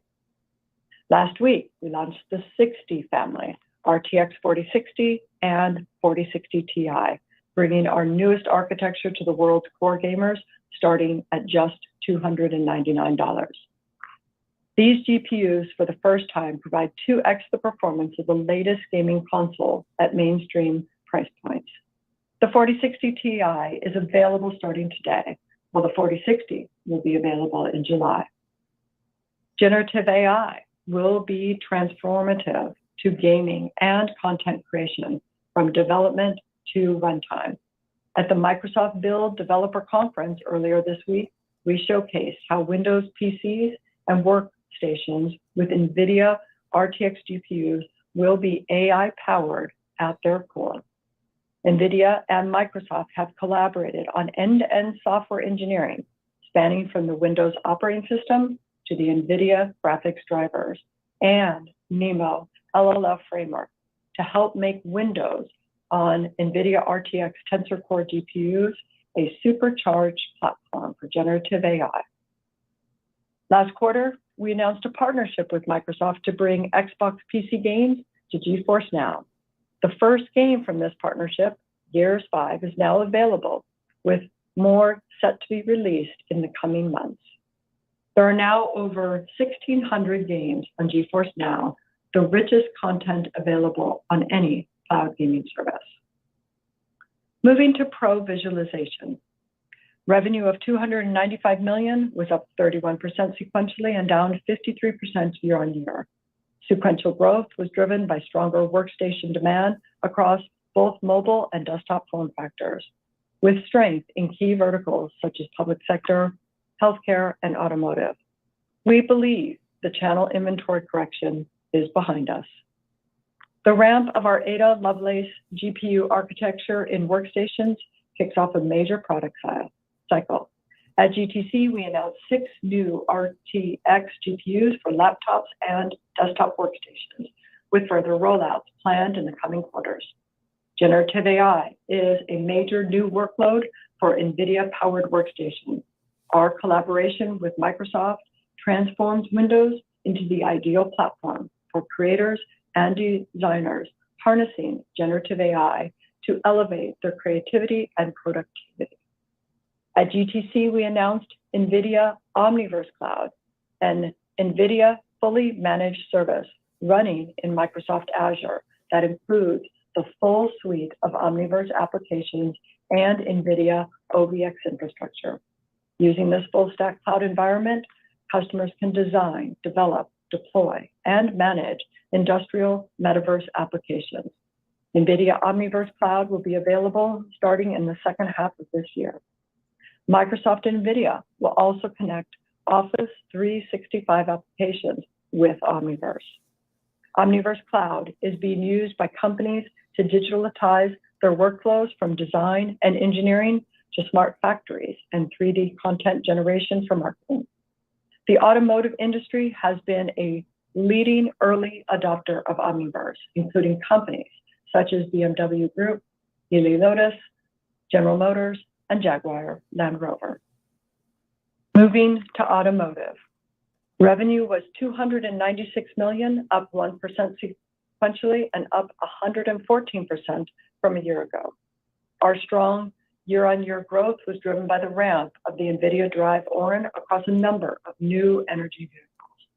As we announced in March, our automotive design win pipeline over the next 6 years now stands at $14 billion, up from $11 billion a year ago, giving us visibility into continued growth over the coming years. Sequentially, growth moderated as some NEV customers in China are adjusting their production schedules to reflect slower than expected demand growth. We expect this dynamic to linger for the rest of the calendar year. During the quarter, we expanded our partnership with BYD, the world's leading manufacturer of NEVs. Our new design win will extend BYD's use of the Drive Orin to its next generation high-volume Dynasty and Ocean series of vehicles, set to start production in calendar 2024. Moving to the rest of the P&L, GAAP gross margins was 64.6%, and non-GAAP gross margins were 66.8%. Gross margins have now largely recovered to prior peak levels as we have absorbed higher costs and offset them by innovating and delivering higher valued products as well as products incorporating more and more software. Sequentially, GAAP operating expenses were down 3% and non-GAAP operating expenses were down 1%. We have held OpEx at roughly the same level over the past 4 quarters, while working through the inventory corrections in gaming and professional visualization. We now expect to increase investments in the business while also delivering operating leverage. We returned $99 million to shareholders in the form of cash dividends. At the end of the Q1, we have approximately $7 billion remaining under our share repurchase authorization through December 2023. Let me turn to the outlook for the second quarter of fiscal 24. Total revenue is expected to be $11 billion, plus or minus 2%. We expect this sequential growth to largely be driven by data center, reflecting a steep increase in demand related to generative AI and large language models. This demand has extended our data center visibility out a few quarters, and we have procured substantially higher supply for the second half of the year. GAAP and non-GAAP gross margins are expected to be 68.6% and 70% respectively, plus or minus 50 basis points. GAAP and non-GAAP operating expenses are expected to be approximately $2.71 billion and $1.9 billion, respectively. GAAP and non-GAAP other income and expenses are expected to be an income of approximately $90 million, excluding gains and losses from non-affiliated investments. GAAP and non-GAAP tax rates are expected to be 14%, plus or minus 1%, excluding any discrete items. Capital expenditures are expected to be approximately $300 to $350 million. Further financial details are included in the CFO commentary and other information available on our IR website. In closing, let me highlight some of the upcoming events. Jensen will give the Computex keynote address in person in Taipei this coming Monday, May 29th local time, which will be Sunday evening in the US. In addition, we will be attending the BofA Global Technology Conference in San Francisco on June 6th, and Rosenblatt Virtual Technology Summit on the Age of AI on June 7th, and the New Street Future of Transportation Virtual Conference on June 12th. Our earnings call to discuss the results of our second quarter of fiscal 24 is scheduled for Wednesday, August 23rd. Well, that covers our opening remarks. We're now going to open the call for questions. Operator, Really would good. you please pull for questions? Some big takeaways I'll Thank talk you. about. At this time, I'd like to remind everyone, in order to ask a question, press star, then the number 1 on your telephone keypad. We ask that you please limit yourself to one question. We'll pause for just a moment to compile the Q&A roster. We'll take our first question from Toshiya Hari with Goldman Sachs. Your line's open. So good. So good. Hi, good afternoon. Thank you so much for taking the question, and congrats on the strong results and incredible outlook. Just one question on data center. Colette, you mentioned the vast majority of the sequential increase in revenue this quarter will come from data center. I was curious what the construct is there, if you can speak to what the key drivers are from April to July, and perhaps more importantly, you talked about visibility into the second half of the year.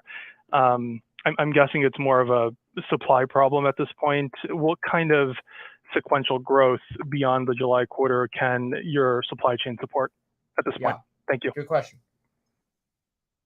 Okay, so a lot of different questions there. So let me see if I can start, and I'm sure Jensen will have some following up comments.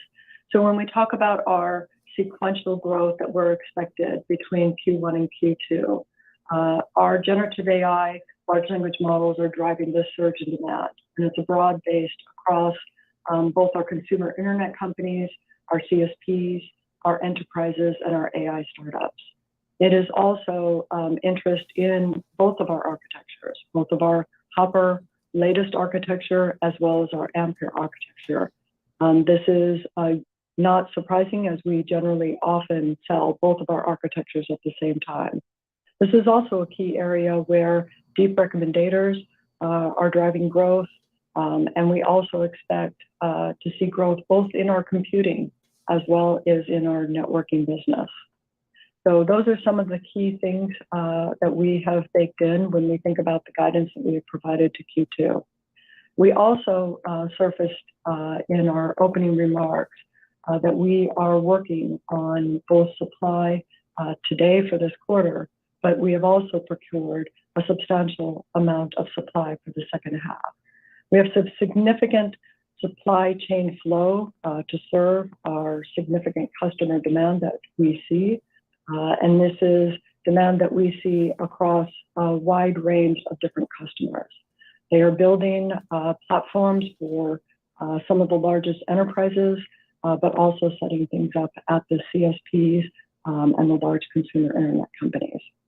So we have visibility right now for our data center demand that has probably extended out a few quarters. And this led us to working on quickly procuring that substantial supply for the second half.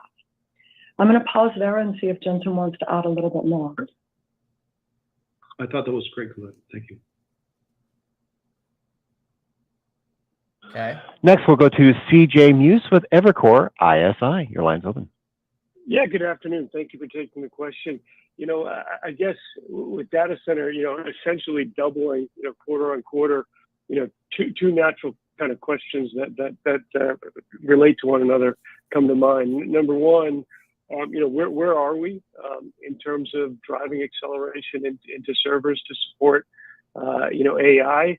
And as part of that, as you deal with longer cycle times with TSMC and your other partners, how are you thinking about managing, you know, the commitments there with, you know, where you want to manage your lead times, you know, in the coming years, you know, to best kind of best match that supply and demand?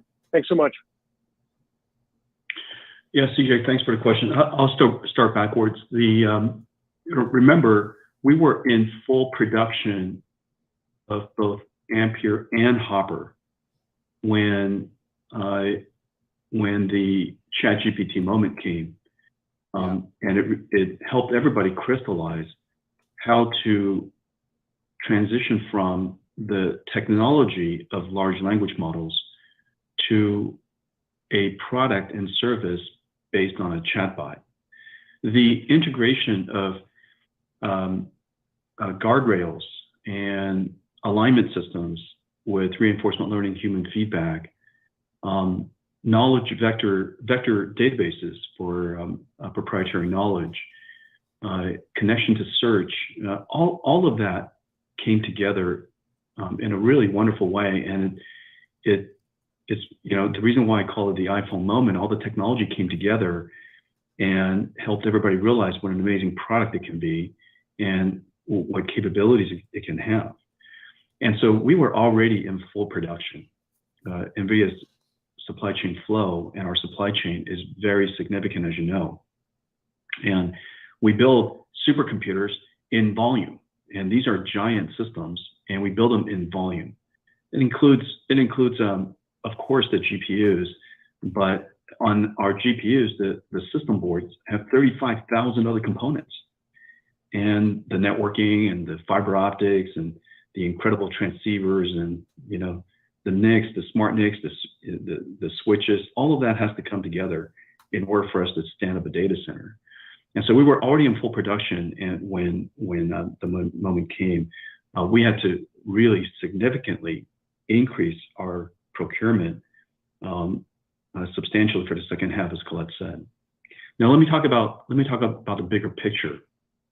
Why the entire world's data centers are moving towards accelerated computing. It's been known for some time, and you've heard me talk about it, that accelerated computing is a full stack problem, but it's full stack challenge. But if you could successfully do it in a large number of application domains, it's taken us 15 years, sufficiently that almost the entire data center's major applications could be accelerated. You could reduce the amount of energy consumed and the amount of cost for a data center substantially by an order of magnitude. It costs a lot of money to do it because you have to do all the software and everything, and you have to build all the systems and so on and so forth. But you know, we've been at it for 15 years, and what happened is that when generative AI came along, it triggered a killer app for this computing platform that's been in preparation for some time. And so now we see ourselves in two simultaneous transitions.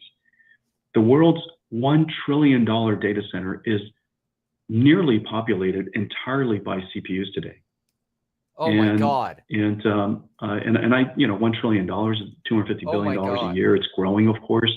But over the last 4 years, you know, call it $1 trillion worth of infrastructure installed. and it's all completely based on CPUs and dumb NICs. It's basically unaccelerated. In the future, it's fairly clear now with generative AI becoming the primary workload of most of the world's data centers generating information. It is very clear now that, and the fact that accelerated computing is so energy efficient, that the budget of a data center will shift very dramatically towards accelerated computing. And you're seeing that now. We're going through that moment right now as we speak. While the world's data center CapEx budget is limited, at the same time, we're seeing incredible orders to retool the world's data centers. And so I think you're seeing the beginning of, call it a 10-year transition to basically recycle or reclaim the world's data centers and build it out as accelerated computing. You'll have a pretty dramatic shift in the spend of a data center from traditional computing and to accelerated computing with smart NICs, smart switches, of course, GPUs, and the workload is going to be predominantly generative AI. This is amazing. We will move to our next question. Vivek Arya with BofA Securities. Your line's open. Thanks for the question. Colette, just wanted to clarify, does visibility mean data center sales can continue to grow sequentially in Q3 and Q4, or do they sustain at Q2 levels? I just wanted to clarify that. And then, Jensen, my question is that, given this very strong demand environment, what does it do to the competitive landscape? Does it invite more competition in terms of custom ASICs? Does it invite more competition in terms of other GPU solutions or other kinds of solutions? How do you see the competitive landscape change over the next 2 to 3 years? Yeah, Vivek, thanks for the question. Let me see if I can add a little bit more color. We believe that the supply that we will have for the second half of the year will be substantially larger than H1. So we are expecting not only the demand that we just saw in this last quarter, the demand that we have in Q2 for our forecast, but also planning on seeing something in the second half of the year. We just have to be careful here that we're not here to guide the second half, but yes, we do plan a substantial increase in the second half compared to the first half. Regarding competition, we have competition from every direction. Startups, really, really well-funded and innovative startups, countless of them all over the world. We have competitions from existing semiconductor companies. We have competition from CSPs with internal projects, and many of you know about most of these. And so we're mindful of competition all the time, and we get competition all the time. NVIDIA's value proposition at the core is we are the lowest cost solution. We're the lowest TCO solution, and the reason for that is because accelerated computing is two things that I talk about often, which is it's a full stack problem. It's a full stack challenge. You have to engineer all of the software and all the libraries and all the algorithms, look at that integrate headline. them into and look on screen really quick at that red headline. Architecture of not just one chip, but the architecture of an entire data center, all the way into the frameworks, all the way into the models. And the amount of engineering and distributed computing, fundamental computer science work is really quite extraordinary. It is the hardest computing as we know. And so number one, it's a full stack challenge, and you have to optimize it across the whole thing and across just a mind-blowing number of stacks. We have 400 acceleration libraries. As you know, the amount of libraries and frameworks that we accelerate is pretty mind-blowing. The second part is that generative AI is a large-scale problem, and it's a data center scale problem. It's another way of thinking that the computer is the data center, or the data center is the computer. It's not the chip, it's the data center. And it's never happened like this before. And in this particular environment, your networking operating system, your distributed computing engines, your understanding of the architecture of the networking gear, the switches, and the computing systems, the computing fabric, that entire system is your computer, and that's what you're trying to operate. And so in order to get the best performance, you have to understand full stack and understand data center scale, and that's what accelerated computing is. The second thing is that utilization, which talks about the amount of the types of applications that you can accelerate, and the versatility of your architecture keeps the utilization high. If you can do one thing and doing one thing only incredibly fast, then your data center is largely underutilized, and it's hard to scale that out. NVIDIA's universal GPU and the fact that we accelerate so many stacks makes our utilization incredibly high. And so number one is throughput, and that's software. That's a software-intensive problem. It's a data center architecture problem. The second is utilization, versatility problem, and the third is just data center expertise. You know, we've built 5 data centers of our own, and we've helped companies all over the world build data centers. And we integrate our architecture into all the world's clouds.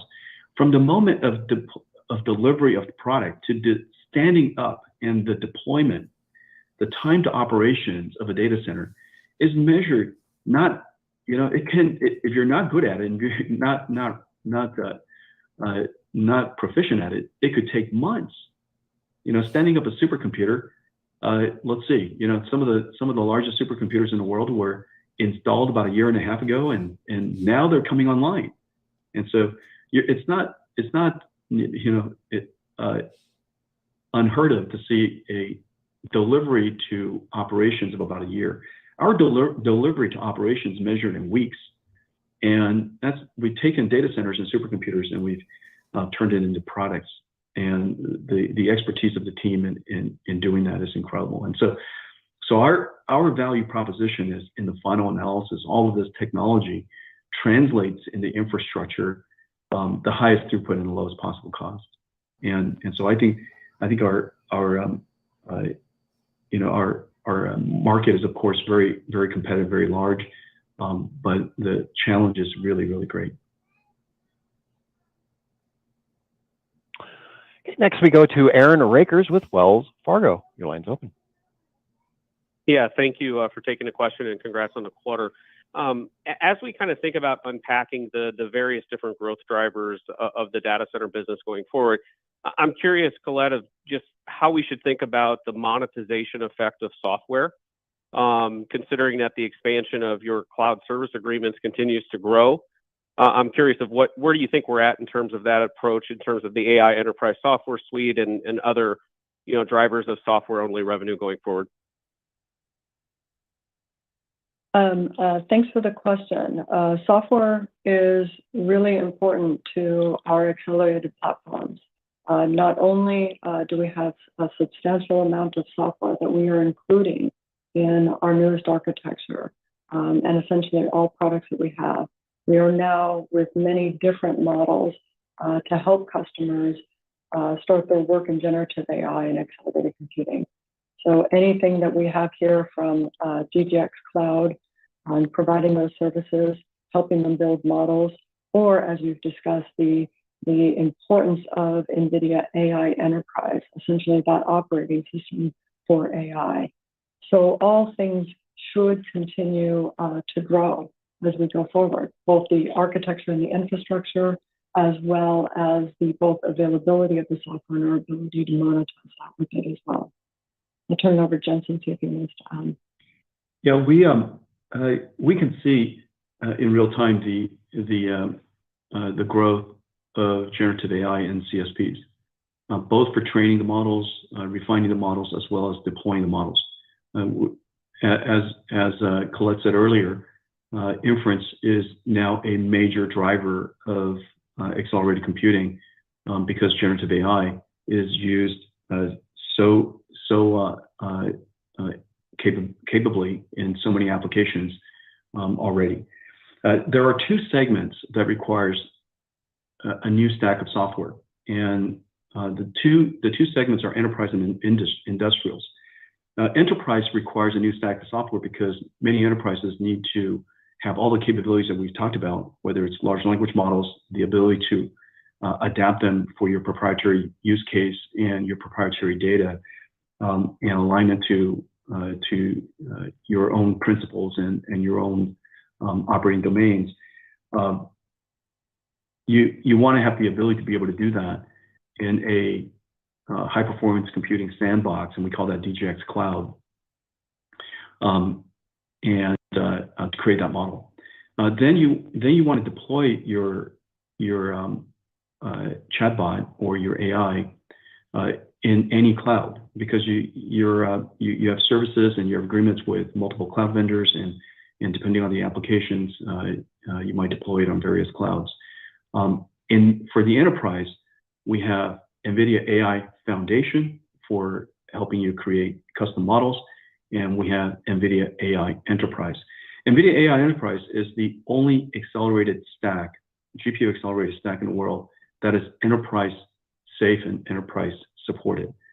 There are constant patching that you have to do. There are 4,000 different packages that build up NVIDIA AI Enterprise, and represents the operating engine, end-to-end operating engine of the entire AI workflow. It's the only one of its kind, from data ingestion, data processing. Obviously, in order to train an AI model, you have a lot of data you have to process and package up and curate and align, and there's just a whole bunch of stuff that you have to do to the data to prepare it for training.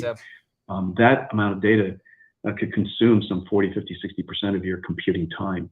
And so data processing is a very big deal. And then the second aspect of it is training the model, refining the model, and the third is deploying the model for inferencing. NVIDIA AI Enterprise supports and patches and security patches continuously all of those 4,000 packages of software. And for an enterprise that wants to deploy their engines just like they want to deploy Red Hat Linux, this is incredibly complicated software. In order to deploy that in every cloud, and as well as on-prem, it has to be secure, it has to be supported. And so NVIDIA AI Enterprise is the second part. The third is Omniverse. Just as people are starting to realize that you need to align an AI to ethics, the same for robotics, you need to align the AI for physics. And aligning an AI for ethics includes a technology called reinforcement learning human feedback. In the case of industrial applications and robotics, it's reinforcement learning omniverse feedback. And Omniverse is a vital engine for software-defined and robotic applications in industries. And so Omniverse also needs to be a cloud service platform. And so our software stack, the three software stacks, AI Foundation, AI Enterprise, and Omniverse, runs in all of the world's clouds that we have partnerships, DGX Cloud partnerships with. Azure, we have partnerships on both AI as well as Omniverse.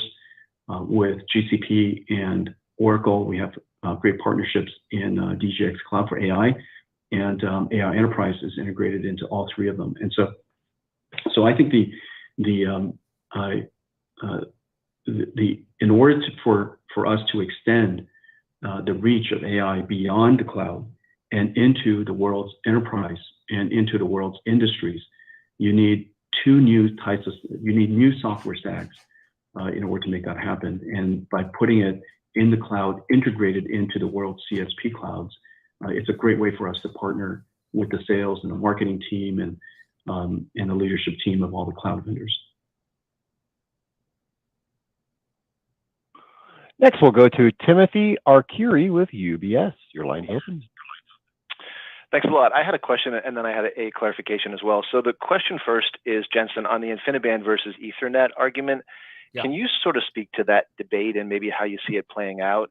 I know you need the low latency of InfiniBand for AI, but can you sort of talk about the attach rate of your InfiniBand solutions to what you're shipping on the core compute side?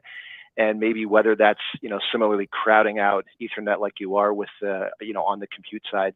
And then the clarification, Colette, is that there wasn't a share buyback despite you still having about $7 billion on the share repo authorization. Was that just timing? Thanks. Colette, how about you go first? Take the question first. Sure. That is correct. We have $7 billion available in our current authorization for repurchases. We did not repurchase anything in this last quarter, but we do repurchase opportunistically, and we'll consider that as we go forward as well. Thank you. InfiniBand and Ethernet are target different applications in a data center. They both have their place. InfiniBand had a record quarter. We're going to have a giant record year. And InfiniBand has a really, NVIDIA's Quantum InfiniBand has an exceptional roadmap. It's going to be really incredible. The two networks are very different. InfiniBand is designed for an AI factory, if you will. If that data center is running a few applications for a few people for a specific, use case, and it's doing it continuously, and that infrastructure costs you, pick a number, $500 million. The difference between InfiniBand and Ethernet could be 15–20% in overall throughput. And if you spent $500 million in an infrastructure and the difference is 10–20%, and it's $100 million, InfiniBand is basically free. That's the reason why people use it. InfiniBand is effectively free. The difference in data center throughput is just, it's too great to ignore. And you're using it for that one application. And so, however, if your data center is a cloud data center and it's multi-tenant, it's a bunch of little jobs, and is shared by millions of people, then Ethernet's really the right answer. There's a new segment in the middle where the cloud is becoming a generative AI cloud. It's not an AI factory per se, but it's still a multi-tenant cloud, but it wants to run generative AI workloads. This new segment is a wonderful opportunity. And at Computex, I referred to it at the last GTC. At Computex, we're going to announce a major product line for this segment, which is for Ethernet-focused generative AI application type of clouds. But InfiniBand is doing fantastically, and we're doing record numbers, quarter on quarter, year on year. Next, we'll go to Stacy Rasgon with Bernstein Research. Your line's open. Hi, guys. Thanks for taking my question. I had a question on inference versus training for generative AI. So you're talking about inference as being a very large opportunity. I guess two subparts of that. Is that because inference basically scales with like the usage versus like training is more of a one and done? And can you give us some sort of, even if it's just like a, qualitatively, like if do you think inference is bigger than training or vice versa? And like if it's bigger, how much bigger? Is it like, is the opportunity, is it 5x? Is it 10x? Is there anything you can give us on those two workloads within generative AI would be helpful. Yeah, I'll work backwards. You're never done with training. You're always every time you deploy, you're collecting new data. When you collect new data, you train with the new data, and so you're never done training. You're never done producing and processing a vector database that augments the large language model. You're never done with vectorizing all of the collected, structured, unstructured data that you have. And so whether you're building a recommender system, a large language model, a vector database, these are probably the three major applications of the three core engines, if you will, of the future of computing. There's a whole bunch of other stuff, but obviously these are three very important ones. They're always running. you're going to see that more and more companies realize they have a factory for intelligence, an intelligence factory, and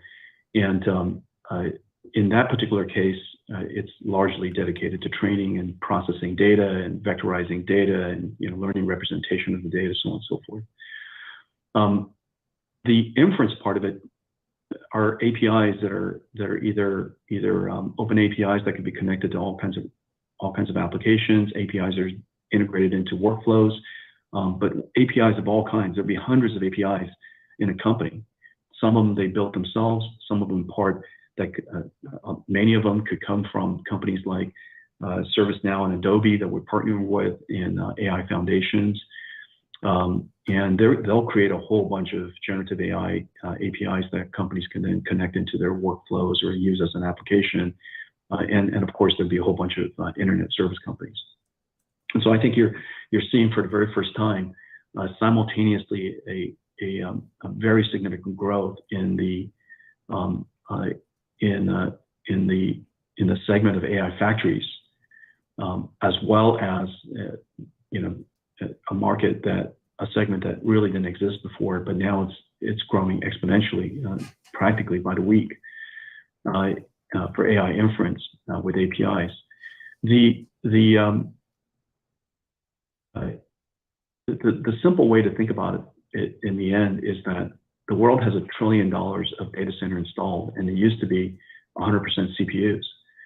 In the future, we know we've heard it in enough places, and I think this year's ISC keynote was actually about the end of Moore's law. We've seen it in a lot of places now that you can't reasonably scale out data centers with general purpose computing, and that accelerated computing is the path forward. And now it's got a killer app. It's called generative AI. And so the easiest way to think about that is your $1 trillion infrastructure. Every quarter's CapEx budget would lean very heavily into generative AI, into accelerated computing infrastructure, everywhere from the number of GPUs that would be used in the CapEx budget to the accelerated switches and accelerated networking chips that connect them all. The easiest way to think about that is over the next 4, 5, 10 years, most of that $1 trillion, and then compensating, adjusting for all the growth in data centers still, it will be largely generative AI. And so that's probably the easiest way to think about that, and that's training as well as inference. Okay. Next, we'll go to Joseph Moore with Morgan Stanley. Your line's open. Great, thank you. I wanted to follow up on that. In terms of the focus on inference, it's pretty clear that this is a really big opportunity around large language models, but the cloud customers are also talking about trying to reduce cost per query by very significant amounts. You can talk about the ramifications of that for you guys. Is that where some of the specialty inference products that you launched at GTC come in, and just how are you going to help your customers get the cost per query down? Yeah, that's a great question. Whether you start by building a large language model, and you use that large language model, very large version, and you could distill them into medium, small, and tiny size. And the tiny size ones you could put in your phone and your PC and so on and so forth. And they all have good, they all have it seems surprising, but they all can do the same thing. But obviously the zero shot or the generalizability of the large language model, the biggest one, is much more versatile, and it can do a lot more amazing things. And the large one would teach the smaller ones how to be good AIs. And so you use the large one to generate prompts to align the smaller ones, and so on and so forth. And so you start by building very large ones, and then you also have to train a whole bunch of smaller ones. That's exactly the reason why we have so many different sizes of our inference. You saw that I announced L4, L40, H100 NVL, which also has H100, and then we have H100 HGX, and then we have H100 multi-node, with NVLink. And so there's you could have model sizes of any kind that you like.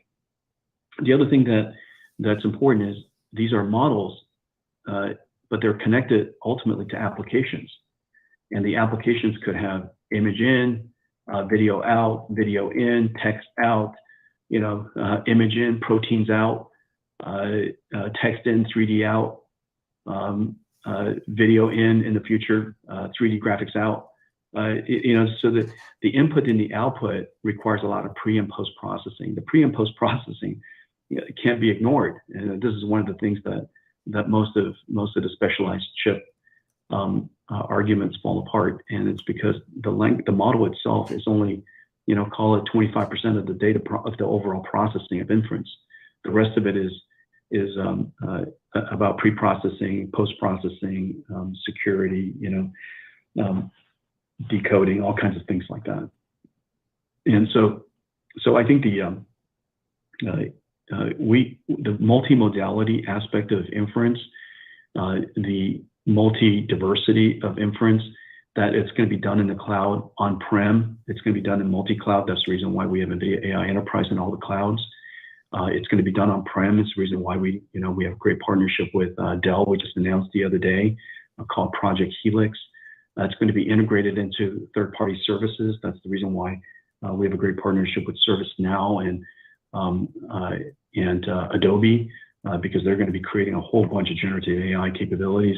And so there's the diversity and the reach of generative AI is so broad. You need to have some very fundamental capabilities like what I just described in order to really address the whole space of it. Next, we'll go to Harlan Sur with J.P. Morgan. Your line's open. Hi, good afternoon, and congratulations on the strong results and execution. I really appreciate more of the focus, or some of the focus today on your networking products. I mean, it's really an integral part to sort of maximize the full performance of your compute platforms. I think your data center networking business is driving about $1 billion of revenues per quarter, plus or minus. That's 2.5x growth from 3 years ago, right, when you guys acquired Mellanox, so very strong growth. But given the very high attach of your InfiniBand Ethernet solutions to your accelerated compute platforms, is the networking run rate stepping up in line with your compute shipments? And then what is the team doing to further unlock more networking bandwidth going forward, just to keep pace with the significant increase in compute complexity, data sets, requirements for lower latency, better traffic predictability, and so on? Yeah, Harlan, I really appreciate that. Nearly everybody who thinks about AI, they think about that chip, that accelerator chip, and in fact misses the whole point nearly completely. And I've mentioned before that accelerated computing is about the stack, about the software, and networking. Remember, we announced very early on this networking stack called Doka, and we have a acceleration library called Magnum IO. These two pieces of software are some of the crown jewels of our company. Nobody ever talks about it because it's hard to understand, but it makes it possible for us to connect, tens of thousands of GPUs. How do you connect tens of thousands of GPUs if the operating system of the data center, which is the infrastructure, is not insanely great? And so that's the reason why we're so obsessed about networking in the company. And one of the great things that we have Mellanox, as you know quite well, was the world's highest performance and the unambiguous leader in high performance networking. Is the reason why our two companies are together. You also see that our network expands starting from NVLink, which is a computing fabric with really super low latency, and it communicates using memory references, not network packets. And then we take NVLink, we connect it inside multiple GPUs, and I've described going beyond the GPU. And I'll talk a lot more about that at Computex in a few days. And then that gets connected to InfiniBand, which includes the NIC, the Smart NIC, Bluefield 3 that we're in full production with, and the switches, all of the fiber optics that are optimized end to end. These things are running at incredible line rates. And then beyond that, if you want to connect the smart AI factory, this AI factory into your computing fabric, we have a brand new type of Ethernet that we'll be announcing at Computex. And so this whole area. Just a quick heads up, I'm going to have to jump soon to get into the Elon Musk DeSantis announcement. I don't think they're live just yet with actually DeSantis, but let's keep listening for another minute or so. Extremely complicated. And so I'm delighted you understand it. But this, we don't break it out particularly because we think of the whole thing as a computing platform, as it should be. We sell it to all of the world's data centers as components so that they can integrate it into whatever style or architecture that they would like, and we can still run our software stack. That's the reason why we break it up. It's way more complicated the way that we do it, but it makes it possible for NVIDIA's computing architecture to be integrated into anybody's data center in the world, from cloud of all different kinds to on-prem of all different kinds, all the way out to the edge to 5G. And so this way of doing it is really complicated, but it gives us incredible reach. And our last question will come from Matt Ramsay with TD Cowen. Your line's open. Thank you very much. Congratulations, Jensen, and to the whole team. One of the things I wanted to dig into a little bit is the DGX cloud offering. You guys have been working on this for some time behind the scenes, where you sell in the hardware to your hyperscale partners and then lease it back for your own business. And the rest of us kind of found out about it publicly a few months ago. And as we look forward over the next number of quarters, as Colette discussed, to high visibility in the data center business, maybe you could talk a little bit about the mix you're seeing of hyperscale customers buying for their own first-party internal workloads versus their own sort of third-party, their own customers, versus what of that big upside in data center going forward is systems that you're selling in with potential to support your DGX cloud offerings, and what you've learned since you've launched it about the potential of that business. Thanks. Yeah, thanks, Matt. It's without being too specific about numbers, but the ideal scenario, the ideal mix is something like 10% NVIDIA DGX cloud and 90% the CSP's clouds. And the reason and our DGX cloud is the NVIDIA stack. It's the pure NVIDIA stack. It is architected the way we like and achieves the best possible performance. It gives us the ability to partner very deeply with the CSPs to create the highest performing infrastructure, number one. Number two, it allows us to partner with the CSPs to create markets. Like, for example, we're partnering with Azure to bring Omniverse Cloud to the world's industries. And the world's never had a system like that. The computing stack with all the generative AI stuff and all the 3D stuff and the physics stuff. DeSantis just joined. And really high-speed networks and low latency networks. That kind of a industrial virtual world has never existed before. And so we partnered with Microsoft to create Omniverse Cloud inside Azure Cloud. And so that allows us, number two, to create new applications together and develop new markets together. And we go to market as one team, and we benefit by getting customers on our computing platform, and they benefit by having us in their cloud, number one. But number two, the amount of data and services and security services and all of the amazing things that Azure and GCP and OCI have, they can instantly have access to that through Omniverse Cloud. And so it's a huge win-win. And for the customers, the way that NVIDIA's cloud works, for these early applications, they could do it anywhere. So one standard stack runs in all the clouds. And if they would like to take their software and run it on the CSP's cloud themselves and manage it themselves, we're delighted by that, because NVIDIA AI Enterprise, NVIDIA AI Foundations, and long term, this is going to take a little longer, but NVIDIA Omniverse will run into CSP's clouds. Okay, so our goal really is to drive architecture, to partner deeply in creating new markets and the new applications that we're doing, and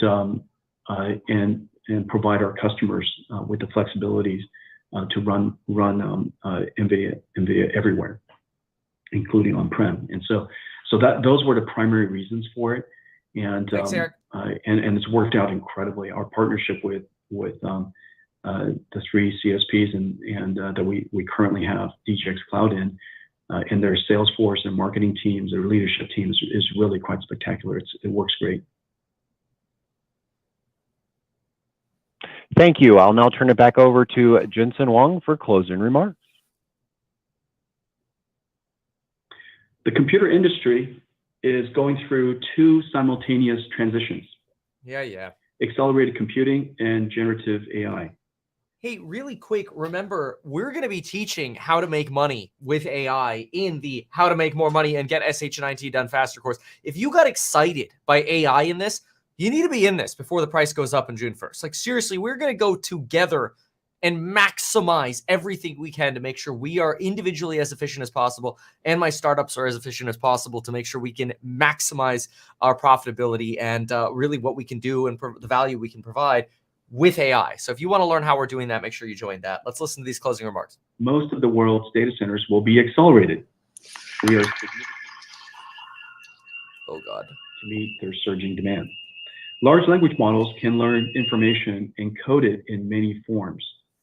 Guided by large language models, generative AI models can generate amazing content, and with models to fine-tune, guardrail, align to guide. Good afternoon, good evening. All right, we're going to end right here on NVIDIA. Thank you so much for being here. I'm going to make a separate video on all my thoughts and a summary on this. Go join me in the other live stream right now on DeSantis, okay? I'll join you. I'll see you over there. Thanks, folks. Bye.